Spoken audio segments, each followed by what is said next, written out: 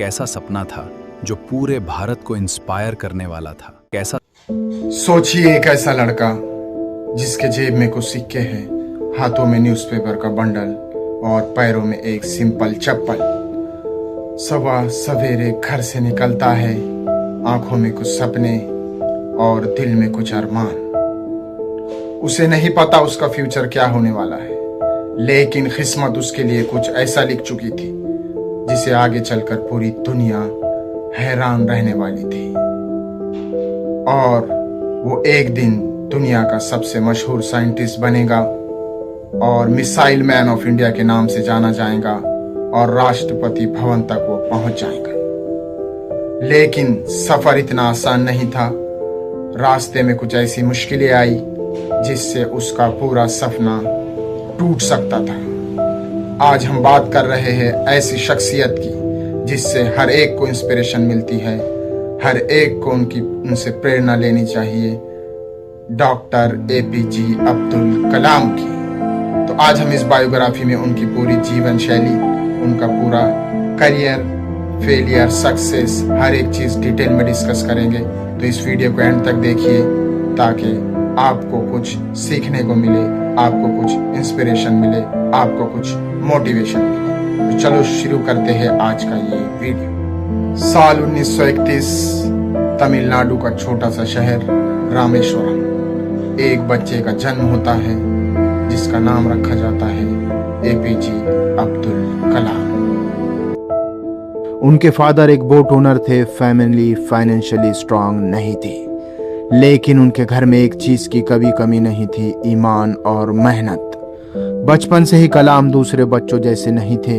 जब बच्चे खेलते थे तब कलाम सवाल पूछते थे, बहुत सारे सवाल। एक दिन वो आसमान में उड़ते हुए परिंदों को देख रहे थे और उनके दिमाग में एक सवाल आया, आखिर ये परिंदे उड़ते कैसे हैं? ये एक सिंपल सवाल लगता है, लेकिन किसी को नहीं पता था कि ये सवाल एक दिन भारत के स्पेस प्रोग्राम की बुनियाद बनेगा। फिर आया वर्ल्ड वॉर और कलाम के परिवार की मुश्किलें और बढ़ गई। पैसे की कमी होने लगी, घर चलाना अचानक मुश्किल हो गया। तब छोटे कलाम ने एक फैसला किया, एक ऐसा फैसला जो उनकी उम्र के बच्चे आम तौर पर नहीं करते। उन्हें न्यूज़पेपर बेचना शुरू कर दिया। सुबह 4 बजे उठते, स्टेशन जाना, न्यूज़पेपर कलेक्ट करना और पूरे शहर में बांटना, फिर स्कूल जाना और रात को पढ़ाई करना। ये रूटीन रोज चलती थी। लेकिन एक बात थी, कलाम ने कभी अपनी गरीबी को अपना बहाना नहीं बनाया। उन्हें लगता था कि एजुकेशन ही उनकी लाइफ बदल सकते हैं, लेकिन उन्हें नहीं पता था कि असली चैलेंज अभी आना बाकी था। कई सालों बाद कलाम एरोस्पेस इंजीनियरिंग की पढ़ाई कर रहे थे, लेकिन एक दिन अचानक सब कुछ बदल गया, मानो सब कुछ थम सा गया। कलाम के प्रोफेसर ने उनका प्रोजेक्ट देखा और देखकर ये कहा, एब्सोल्युटली नॉट। इट मीन्स उन्होंने ये कहा कि ये प्रोजेक्ट एक्सेप्टेबल नहीं है। मानो कलाम की सांसें थम सी गई, सब कुछ उनके लिए रुक सा गया। लेकिन कलाम ने हार नहीं मानी, प्रोफेसर को कन्विंस किया और प्रोफेसर ने ऐसी डेडलाइन दी जो इम्पॉसिबल लगती थी, सिर्फ कुछ दिन। कलाम जी तोड़ मेहनत करने लगे। कलाम उस रात भी नहीं सोए, अगली रात भी नहीं सोए और आने वाली रात भी वो नहीं सोए। वो रात भर और दिन भर उस प्रोजेक्ट पे काम करते रहे, मानो हर मिनट और हर सेकंड उनके फ्यूचर का और उनके किस्मत का फैसला कर रहा था। जी तोड़ मेहनत करने के बाद कलाम ने प्रोजेक्ट कंप्लीट किया और फिर सेकंड टाइम उसको प्रोफेसर के सामने पेश किया। जैसे ही प्रोफेसर ने प्रोजेक्ट को देखा, वो कुछ देर खामोश रहा। इसी दौरान कलाम की सांसें थम सी गई। लेकिन कुछ देर बाद प्रोफेसर ने अपना मुंह खोला और 2 वर्ड कहे, वो उनकी जिंदगी बदलने वाले थे। प्रोफेसर ने कहा, एक्सेलेंट वर्क। यही टाइम था जहां से कलाम की जिंदगी बदल गई। अब कलाम इसरो का हिस्सा बन चुके थे। इंडिया अपना सैटेलाइट स्पेस में भेजने की तैयारी कर रहा था। पूरी मेहनत दांव पर लगी हुई थी और एक दिन वो दिन आ गया लॉन्च डे। पूरे कंट्रोल रूम में सन्नाटा था। सैटेलाइट लॉन्च करने का काउंटडाउन शुरू हुआ। 5, 4, 3, 2, 1 गो लॉन्च। जैसे ही सैटेलाइट लॉन्च हुआ पूरे देश में जश्न का माहौल था और कंट्रोल रूम में जितने लोग बैठे हुए थे खुशी से झूम उठे। कंट्रोल रूम में कुछ देर उड़ा और कुछ गड़बड़ हुई, कुछ गलत, बहुत ही गलत, और मिशन फेल हो गया। हर तरफ सन्नाटा था। कंट्रोल रूम सन्नाटे में डूब गया। मीडिया सवाल पूछने लगी, क्रिटिक्स मजाक उड़ाने लगे और कहने लगे ये इंडिया के बस की बात नहीं। हर कोई परेशान था, हर एक की आंखें नम थी। लेकिन कलाम ने जो कहा और जो किया वो उन्हें महान बनाता है। कलाम ने कहा हम दोबारा ट्राई करेंगे, हम दोबारा कोशिश करेंगे। और कुछ सालों बाद कलाम ने वैसे ही किया। सैटेलाइट फिर लॉन्च हुई और इस बार सैटेलाइट सक्सेसफुली ऑर्बिट में पहुंच गई। और ये एक इंडिया की हिस्ट्री डे था जिस दिन इंडिया ने हिस्ट्री क्रिएट कर दी। सारे जहां से अच्छा हिंदुस्ता हमारा, हम बुलबुले है उसकी, ये गुलसिता हमारा। और यहाँ पर कलाम की ये कहानी खत्म नहीं होती, कलाम का सफर यहाँ से शुरू होता है। अब इंडिया के सामने एक नया चैलेंज था, डिफेंस टेक्नोलॉजी। इसी दौरान एक सीक्रेट मिशन शुरू किया गया जिसके अंदर अलग अलग मिसाइल पे काम शुरू हुआ। अग्नि मिसाइल, पृथ्वी मिसाइल और कई सारी डिफेंस टेक्नोलॉजी। प्रेशर बहुत ज्यादा था। दुनिया की सभी सुपर पावर देश इंडिया पर नजर रख रहे थे। लगातार काम चल रहा था, लगातार मेहनत किए जा रहे थे। अगर ये मिशन फेल होता तो कई लोग और कई देश इंडिया पर हंस सकते थे, उसका मजाक उड़ा सकते थे। लेकिन कलाम ने हार नहीं मानी, लगातार मेहनत और लगातार कोशिश करते रहे और एक के बाद एक सफल टेस्ट और सफल मिसाइलें बनती गई और इंडिया बदल रहा था। और कलाम और एक नाम जो मीडिया में मशहूर हो रहा था पूरे देश में, पूरे दुनिया में, वो था एपीजे अब्दुल कलाम, जिन्हें आगे चलकर मीडिया ने और इंडिया के लोगों ने एक नाम दिया जो बहुत ही मशहूर और प्रसिद्ध हुआ, missile man, doctor APJ Abdul Kalam. ये सफर यहाँ खत्म नहीं होता, अभी आगे बहुत सी चीजें आना बाकी थी। फिर आता है 1999, जब एक सीक्रेट मिशन फिर से एक चालू किया गया, न्यूक्लियर प्रोग्राम। राजस्थान के पोखरण में एक बंजर इलाके में सीक्रेट मिशन चालू हुआ। इसकी इंफॉर्मेशन सिर्फ कुछ टॉप सीक्रेट ऑफिसर को और कुछ चंद लोगों को थी।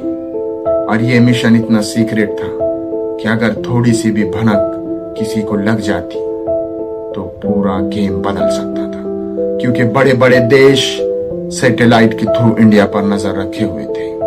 अगर थोड़ी भी इंफॉर्मेशन लीक हो जाती तो इंडिया पर सैंक्शन लग सकते थे और इंटरनेशनल प्रेशर आ सकता था।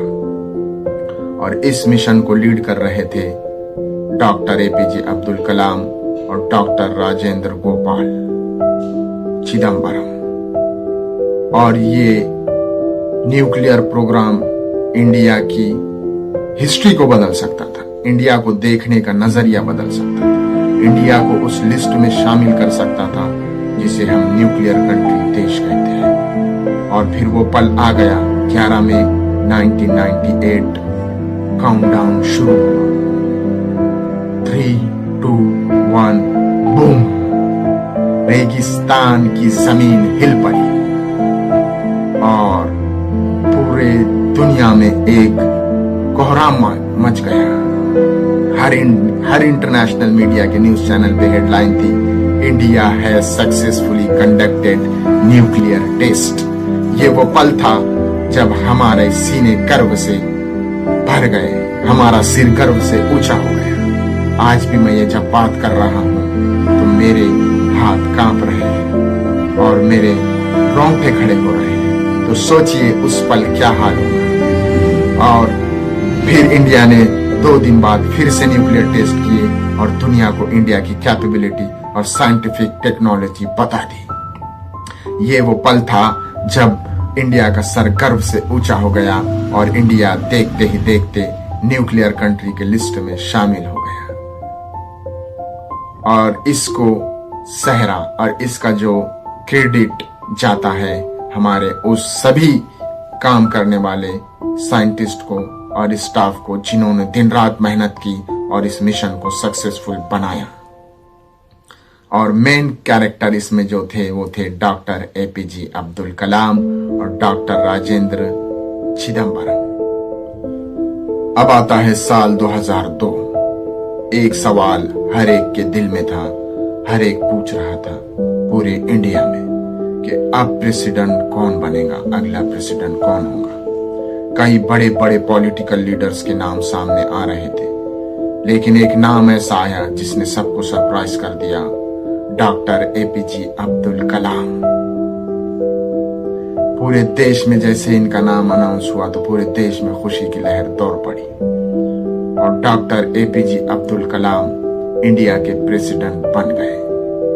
एक टीचर, एक ड्रीमर, एक साइंटिस्ट, डॉक्टर एपीजे अब्दुल कलाम एक प्रेसिडेंट। लेकिन प्रेसिडेंट बनने के बाद भी वो उनके स्वभाव में बदलाव नहीं आया। वही सिंप्लिसिटी, वही मुस्कान और वही विनम्रता। लेकिन वो लोगों से इंटरेक्ट करते, स्टूडेंट को लेक्चर्स देते और मोटिवेट करते। उनका ये स्वभाव देखकर लोगों ने उन्हें एक नाम दिया। वो नाम भी बहुत मशहूर हुआ, पीपल्स प्रेसिडेंट। ये थे हमारे डॉक्टर एपीजे अब्दुल कलाम। फिर एक दुखद घड़ी आने वाली थी, 23 जुलाई 2015। ये वो दिन था जब सबके दिलों में एक गम छा गया, पूरे देश में गम की लहर छा गई।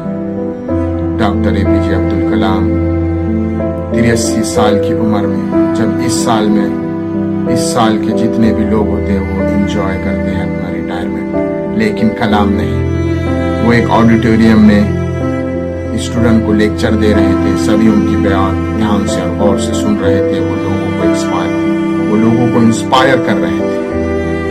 लेकिन कुछ ऐसा हुआ, कलाम की आवाज धीमी पड़ने लगी और वो स्टेज पर गिर गए।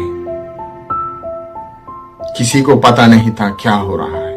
कुछ घंटों बाद पूरे इंडिया को और पूरी दुनिया को एक दुखद खबर मिली। वो ये थी कि डॉक्टर एपीजे अब्दुल कलाम अब हमारे बीच नहीं रहे। लेकिन उनके विचार, उनकी इंस्पिरेशन, उनका मोटिवेशन हमारे साथ आज भी जिंदा है। ये थी हमारे लेजेंड डॉक्टर एपीजे अब्दुल कलाम की एक छोटी सी बायोग्राफी। ये बायोग्राफी हमें सिखाती है कि चाहे परिस्थिति, चाहे हालात जैसे भी हो, अगर आपके अंदर क्षमता है, आपके अंदर सपने देखने की ताकत है, तो आप दुनिया को फतेह कर सकते हैं। आप किस पॉसिबल को भी पॉसिबल बना सकते हैं। सिर्फ होनी चाहिए एक सच्ची लगन, सच्ची मेहनत। अगर आपको ये बायोग्राफी पसंद आई और अगर आपको डॉक्टर एपीजे अब्दुल कलाम की ये जर्नी पसंद आई और आपको उनसे कुछ सीखने को मिला, कुछ मोटिवेशन मिली, कुछ लर्निंग्स मिली, कुछ इंस्पिरेशन मिली, तो इस चैनल को जरूर सब्सक्राइब करें और इनकी बायोग्राफी हर स्टूडेंट, हर व्यक्ति, हर महिला और हर एक इंडियन तक इसको शेयर करें, ताकि हर एक को पता चले कि इस देश को कैसे विकसित किया गया, इस देश को कैसे आगे बढ़ाया गया। सारे जहां से अच्छा हिंदुस्तां हमारा, हम बुलबुलें हैं इसकी, ये गुलसिता हमारा। जय हिंद, जय भारत।